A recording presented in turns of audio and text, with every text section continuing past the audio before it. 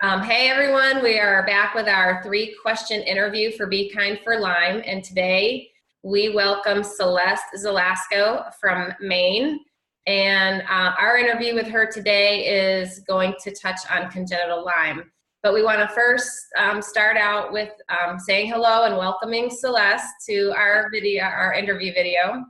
And our first question for Celeste is we're going to get a little backstory on her Lyme journey and battles, and she's going to share with us the background of when she got bit. So if you want to go ahead and take the floor, it's all yours.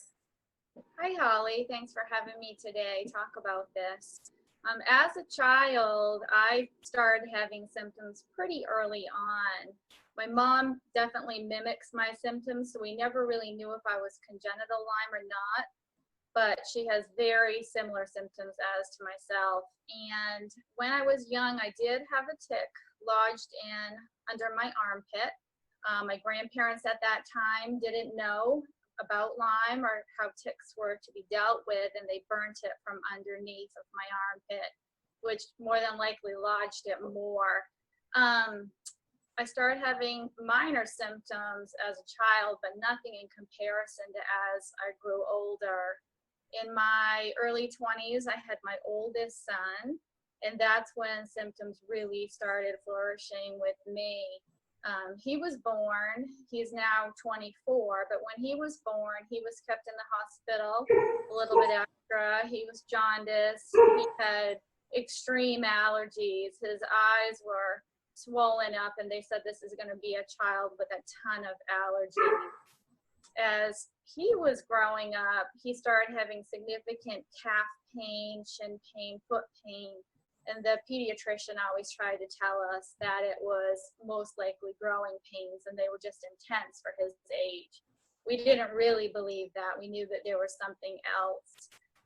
Throughout the years as a teenager, he started having neurological conditions where he was having a lot of floaters in his eyes.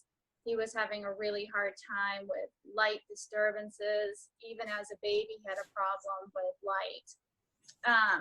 The migraines kicked in for him, and he was constantly having to stay in his room, in a dark room. He was going through MRIs and CTs and trying to figure out what was going on, and nobody could figure it out. We had continuous trips to the ER with him. He was put on steroids for breathing. His migraines continued on. He was getting the typical acne that most people with Bartonella can get. It was more cystic form. And there were just continuous things over and over. And then after that, my symptoms kind of ceased. I did have minor symptoms, but nothing that really stood out. They were minor enough to where I was able to just let them go. They couldn't find anything with my oldest son, so we also let his go. But on a trial for doxycycline for the acne, we noticed that he started getting Herc symptoms, but then also his other symptoms started improving when he was around day 60 of the doxycycline trial for the acne. Later on, we moved back to the north. We had been living in the south for a while, and we had moved to Atlanta and came back, and I didn't know about Lyme again. In around 2004, I had 2 bullseye rashes on my stomach and my thigh, which I thought were spider bite. We didn't really remember about ticks or know enough about them. So we let it go. My ex-husband looked at me and said, I think that they're just spider bite. And you probably don't need to go to the physician. And I agreed, and it went away. Soon after that, I got the worst flu symptoms of my life. And then everything kind of dissipated. Were the bullseye rashes from when you were in Atlanta or back in Maine? Back in Maine, okay. Within 2 years after moving back here. We now know that it was probably just at a local soccer field where I had picked them up, or the tick up. We never saw the tick, but I did get the bullseye rashes. So back in this is back in, you said 2004? Or 2004.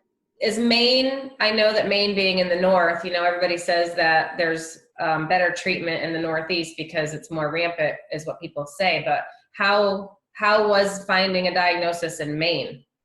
Well, in 2002 or 2004, I'm sorry, I let it go. I ignored it. I just didn't think anything of it. And then 2005, I got pregnant, and that's when all my symptoms kicked in. I started having a ton of things that weren't normal, and they weren't able to figure it out.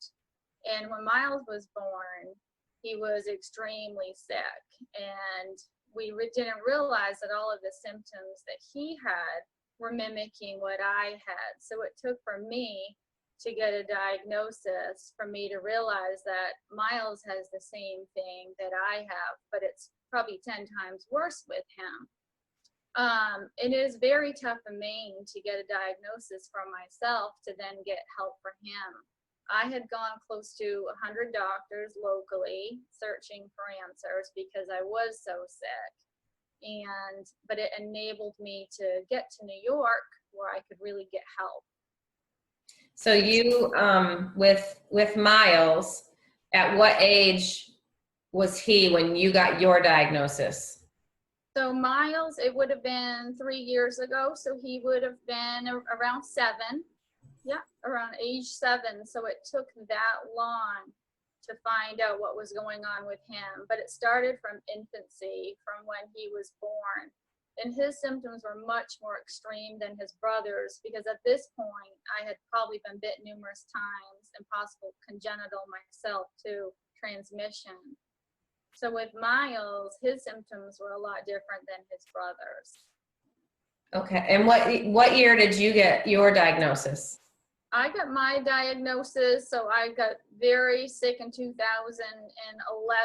was when my body, I think, shut down. And it took about a year to get a full, real diagnosis. Did you get it in Maine or did you get that in New York, the diagnosis? I got about a year in. I had a client who's a physician, and he said, I believe this is Lyme, but you will want to go for a second opinion if you can get another opinion from somebody else. And I'd gone to a local Lyme group, and they suggested a doctor in New York that had a very strong reputation that would be willing to look at the whole picture.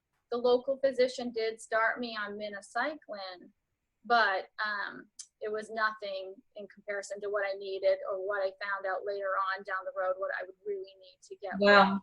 That touches on the whole Lyme literate thing. I mean, we can find lots of doctors out there that have the best intentions in the world to try to help you, and they want to go to the ends of the earth to find out what you have.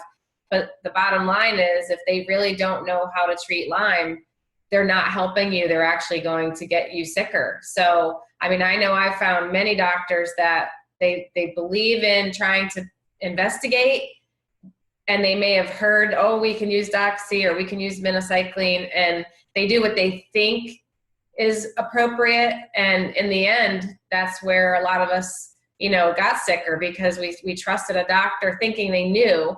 And if they weren't, trained in ILADS or Lyme literate, they really don't help you in the long run. No, I had gone to rheumatologist. I had gone to Boston looking for help, been to neurologist. I'd been to multiple GI docs, multiple PCPs. I had gone to everyone I could think of, my gyno, my dermo, anybody that I thought could help me, because I was having problems on every angle. And Miles' symptoms, when he was born, the way that he started off with, when he originally he had jaundice, and they kept him for an extra period of time, just like they did his brother. And then after that, it became really tough because he started getting RSV, chronic ear infections, hand, foot, and mouth continuously. And we were taking him to the ER for steroid treatments. And every steroid treatment for breathing, he was getting worse and worse. Yeah. Steroids were triggering out the Lyme beast. And later on, his vision started changing. He was having problems with his muscles. He was having multiple chemical sensitivity to food smells in the house. He was always crying as a baby. He was choking from the smells. Wow. in the car. We had to put a blinder on the windows because he couldn't handle the light from outside. And then as he started getting into daycare and school, he was having a really hard time with fatigue, and his joints started hurting and his bones started hurting. And it was a continuous nonstop. It would migrate around his body. He was having sleep disturbances, nightmares, visions, you name it, Miles had it. And then he had also histamine and mast cell activation kick in, which I had too. Every, sound or screech of a child, he wouldn't be able to listen to at the daycare or at the schools. He had another rash on his scalp at 9 months. When we look back, we know what that was now. It was red circles all over his scalp. So he probably had a second bite from the daycare being outside so much, and we never knew it. And he was reacting to all these different foods like eggs and things continuously around the clock. And I was getting calls to come pick him up from the daycare. And he was having involuntary movements and itching and you name it. He had it, and nobody could put the symptoms together. But besides to say, wow, at 1 year old, the pediatrician said, Miles, your file is almost 8 inches thick. And they really didn't know why. And they never suggested this could be Lyme. Possibly, maybe you should get a second opinion. Tell us real quick before our next question, what were like the struggles for people around you, maybe not believing, or him being in school and having the struggles? Did he ever have to be homeschooled at any time, homebound, whatever?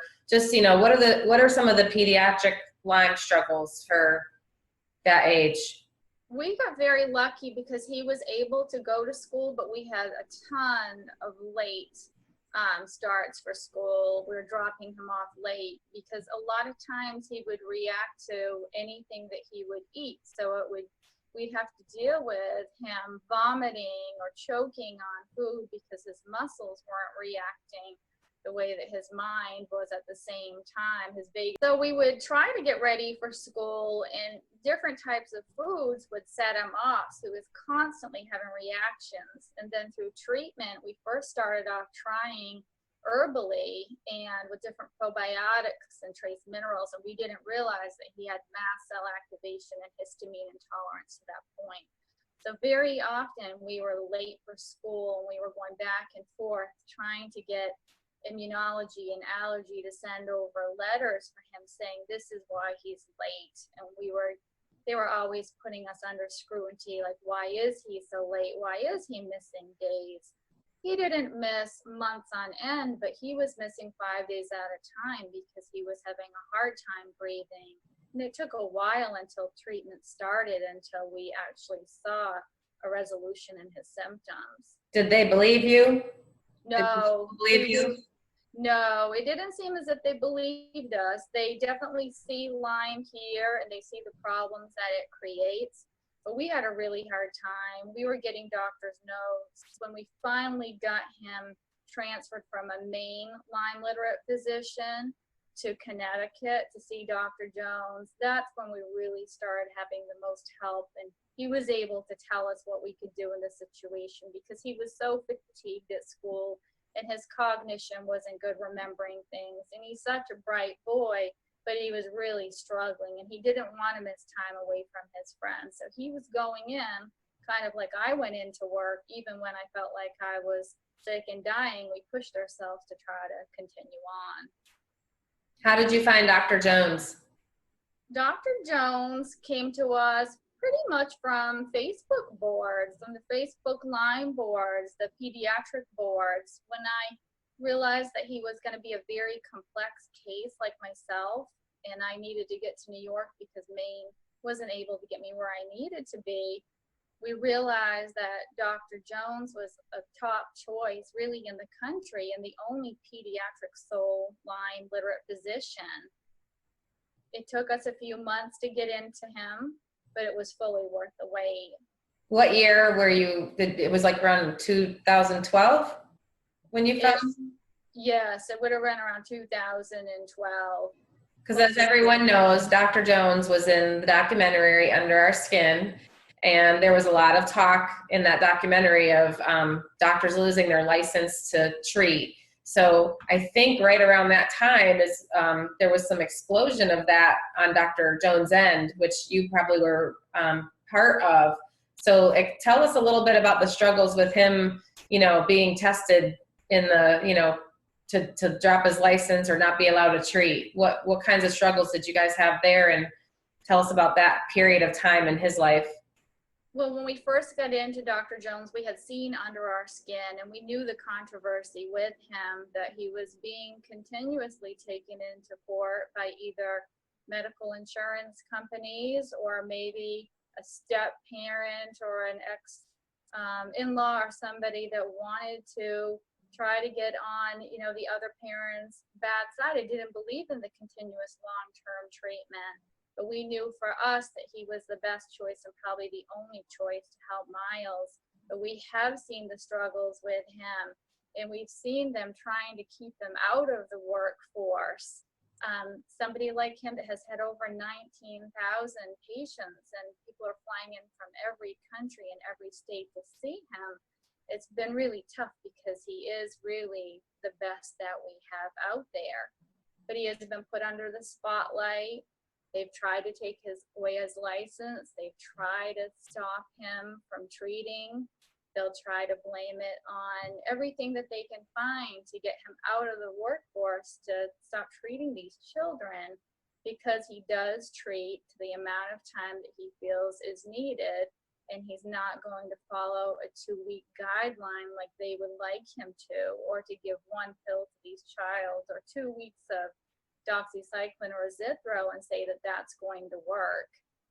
Mm-hmm. We've done a lot of fundraisers as parents trying to get money to him. A lot of people have volunteered in his office, and every time the courts try to take him down, we always pull back through. And he's now 87, I believe, and he says that he's going to go until the end, and he'll fight them to the end and continue to treat as many kids as he can. And he has his own health issues as well.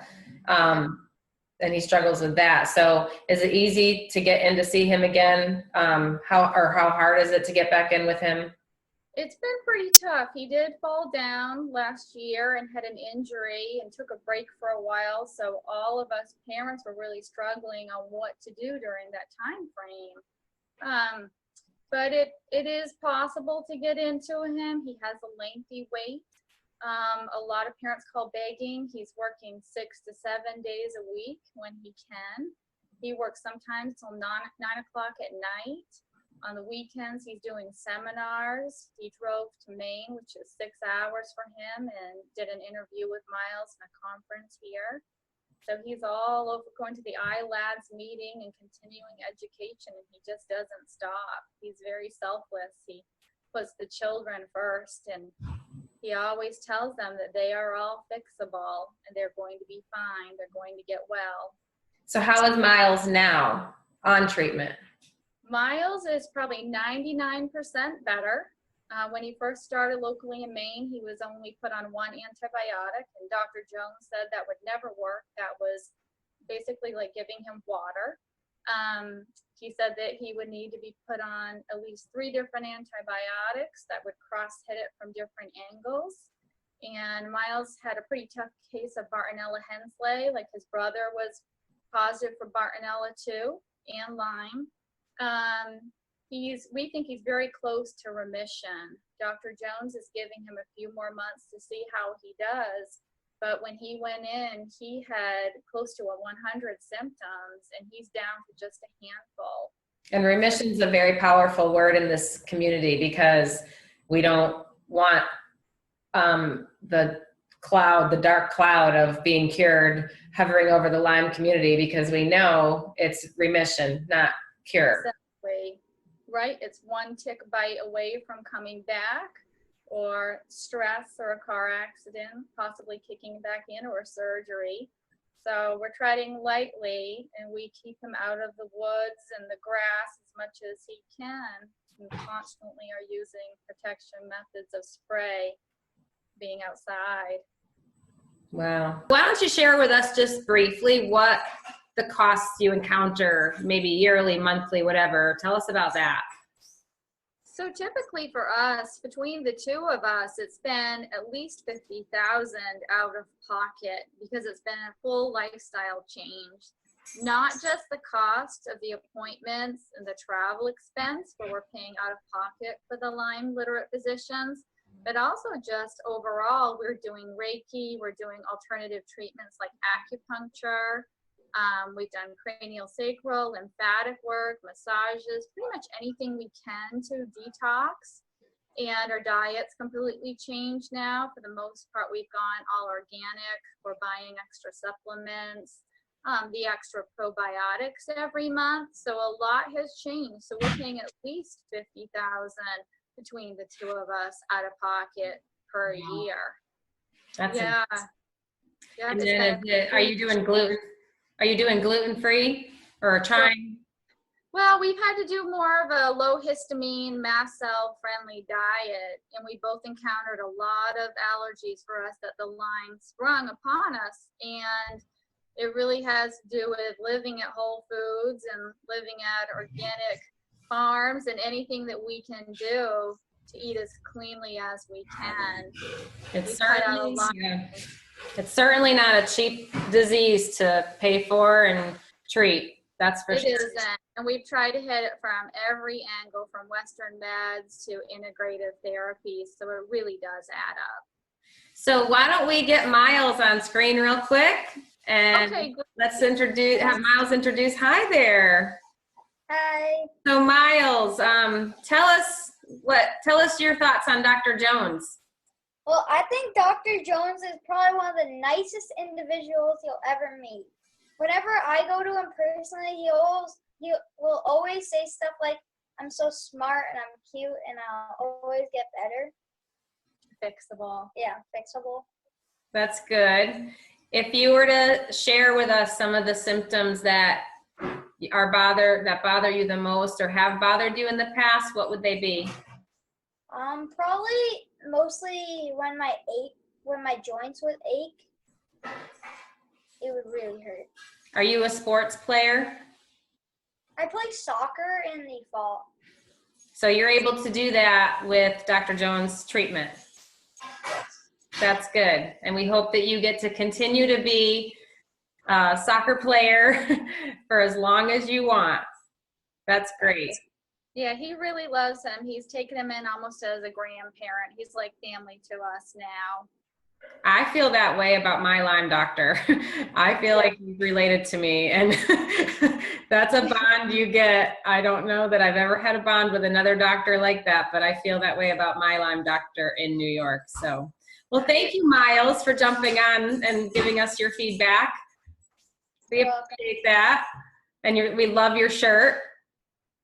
Thanks, Holly. That's an awesome shirt. Okay, Miles, turn around and show everybody the back of your shirt for the LymeBuddies.com. Okay, that's great. Thank you. That's great. Well, that was all really good information. Is there any tip that you can send out to other moms out in the Lyme community or people that maybe watch this that are on the teeter-tottering on questioning whether their child has Lyme? Do you have a tip for them of what they can do, or just mom to mom, what advice can you give? I would say always get a second opinion. When we were told that he had asthma over and over and over, we didn't believe that diagnosis. We knew something wasn't right. And so my suggestion would be to get every opinion that you can until you get the answers that you're looking for, and never stop. And we would pay countless amounts of money to get him into anybody to fix his health, and we still would back then and now. So my suggestion would be to always look for the answer when your gut is telling you it's not right. We knew it wasn't right, and we were still searching. And if not, we would have had him continue to dissipate throughout the years. and have no idea why he was having rages and meltdowns and continuous things that were cropping up, that the eye muscle involuntary movements that could be overlooked so easily. When you put them all together and you have 100 different symptoms cropping up, you know that something isn't right. Yeah, exactly. Well, we thank you for your time. I'm going to keep you on.